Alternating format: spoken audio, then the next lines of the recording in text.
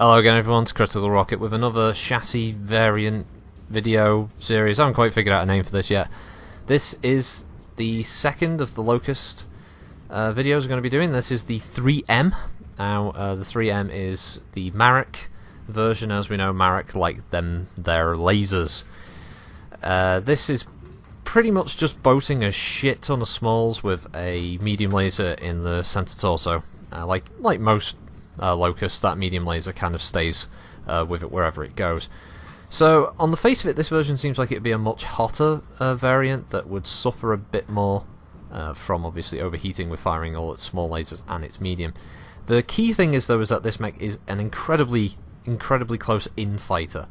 Tabletop-wise, this thing you wouldn't really be fighting mechs with so much. You'd be fighting light vehicles and infantry. The medium laser is basically just to give it a little bit of extra range and the tiniest of chances of being able to damage an opposing enemy mech while it's running away from it.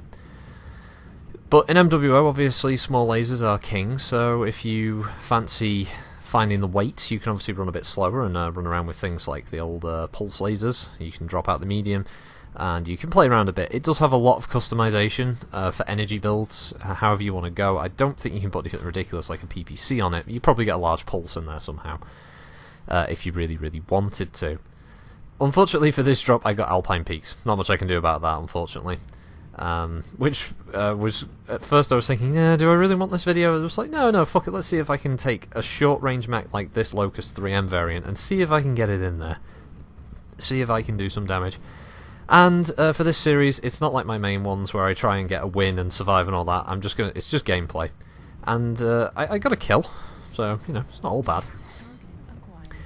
Quirk-wise, this thing is obviously quirked majorly for lasers. There's some slight range increases and a few other the usual internal structure buffs and all the other niceties that come with trying to make the Locust even marginally acceptable for most people to play. Obviously, a lot of people have a very negative view of the old poor Locust. No ECM capability on such unless you buy the Pirate's Bane version as a hero. Overall, I didn't like this as much as I liked the 3S. I don't know, the streaks I think were a bit more fun, and they certainly had more of a psychological impact on players where they definitely scared them off a bit more. Whereas, I don't know, this one, I didn't enjoy it as much, frankly. It's definitely got a higher damage potential, and again, if you're running with a larger group of mechs in a furball, this thing can do some pretty good damage pretty fast due to its relatively quick firing rate with lasers. Doesn't overheat, although this one I am running doubles in compared to the 3S, which had a load of singles in it. This one has a much bigger engine. I think I've got the XL190. The armour is virtually maxed out. I think the legs have a couple of points off. The arms... There's an arrangement. I think some of it is taken off the head because, let's face it, you're never going to get a headshot on a Locust unless you're incredibly lucky and it's some kind of like laser spam craziness. Don't worry about the odd bits where I stop. You probably see I'm typing to someone. There was a discussion going on about Alpine Peaks and Polar Highlands, and obviously by the time this video's up, Polar Highlands have been up, and either it's a hit or a miss. So let's see. I'm going to guess it's a hit. I'm going to put my money down. Polar Highlands was a hit. People fucking love that map. But anyway, that aside. Yeah, so it suffers from all the usual Locust downsides, poor armour, relatively thin build options. As a standard, though, this I found was okay. It works. It does the job admirably so. It can provide some relatively short-range support. It's deadly against an assault mech that may be in a pretty bad shape. Usually because assault mechs have wider torso, so it's easier to pick off the hitboxes on those guys. Obviously, don't expect it to stand up to much more punishment than a light breeze before it falls over. But is it a challenge? Oh yeah, it's a challenge to run in a good way. It's if you can pull out a good match in this, then hats off to you. You've done really well. I think, personally, being I run stock weapon builds, this thing was a surprisingly good round for me. 400 odd damage I think I did in the end, and I killed the Stalker, so I was happy with that. Although on the face of it, I wouldn't recommend the 3M. I don't know, something about it just wasn't very fun. Maybe it was the map, I don't know. Probably if you got something like Crimson, where there's a few tight spaces where mechs can't really manoeuvre around as much, you could probably be a bit sneaky with this little guy. It's not a terrible Locust build, I just think there are probably better variants out there on the market. So, overall, as I said, lore-wise, it's there's not really much going on there lore-wise. I mean, even as the stock build comes, it doesn't have any lost tech on it. It doesn't come with double heatsinks.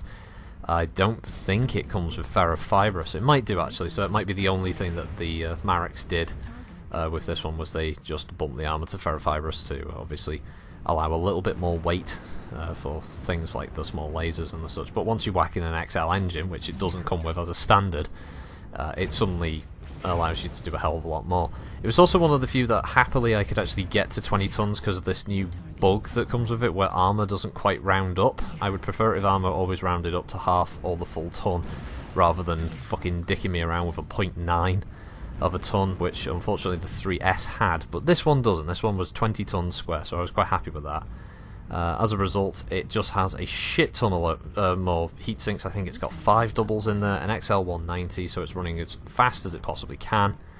And yeah, the armor's relatively maxed out. So yeah, that's pretty much all I got for this one. So yeah, if you want to stick around in a bit, I mean, the team I was on, it was a kind of back and forth fight, but we ended up losing in the end. Not through anyone's fault. I just think we pushed them off the hill or the mountaintop at first, which was good. And by that time, unfortunately, their assaults had gotten a foothold down where we are now, and then we were a bit too slow to contain them there. And yeah, in the end, just it turned into a bit of a save yourselves, you know, jumping overboard, trying to get kills and the such. But yeah, well, I mean, I'll stick around for this bit because I think it's pretty soon I get my stalker kill. Although you know, some of you will be like, "Oh, we fired at the wrong bit first. You should have been aiming for this." But you know, it's me. Don't expect fucking skill from me, people. Now are you getting shot by something? I don't know how I survived this bit, just charging through. So, oh, I think I killed this Highlander. So I think I got 2 kills in this round. Yeah, there he goes. Yeah, popped his. It's Highlander 2C, so I popped his Clan XL engine. And then I found this Stalker, who I didn't think I was going to kill. I thought the rest of the team would just stream over the hilltop, but nope. Apparently they were just happy to let their friend and the Stalker just get absolutely torn apart. So here we go. Opened up his back armor, wrecked his side torso. So he's still not turning around to face me. I think he realizes he's in a bad situation. He could have got me there, I think, but he didn't, and I pop him. So yay, 2 kills, woo! So yeah, that's about it for the 3M. I wouldn't recommend it, but it's certainly got more damage potential than the 3S. So yeah, apples and oranges, whatever you feel. So thanks for watching, everybody. Critical Rocket signing out.